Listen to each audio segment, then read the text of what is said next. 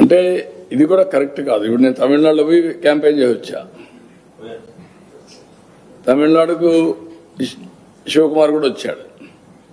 All India లీడర్సే కాకుండా అందరూ వచ్చారు.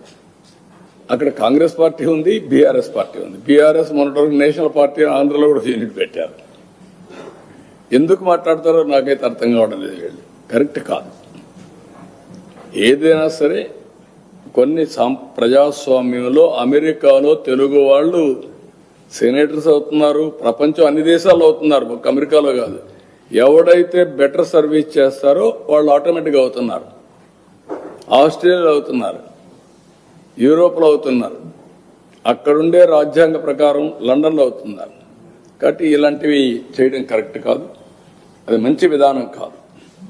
పోటీ పడవలసింది ప్రజా చైతన్యంలో పోటీ పడాలి, ప్రజలకు మెరుగైన సేవలు అందించాలి, వాళ్ళని ఎంపవర్ చేయాలి. ఇలాంటివి మాట్లాడి లేనిపోని ఐ కెన్ సే అనవసరంగా ప్రజల్ని విద్వేషం కూడా అన్నాను. విద్వేషాలు కూడా వీళ్ళు అనుకుంటేనే అయిపోవు. ప్రజలు ఇప్పుడు 12 ఏళ్ళు అయిపోయింది విభజన జరిగి, 2 రాష్ట్రాలు విడిపోయినాయి.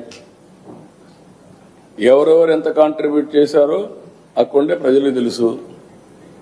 ఇప్పుడు మనం చేయాల్సింది దీన్ని లాజికల్గా తీసుకుపోవడానికి, చెడగొట్టకుండా లాజికల్గా తీసుకెళ్ళాలి. ఎవరున్నా అది వదిలిపెట్టి మాట్లాడడం కరెక్ట్ కాదు.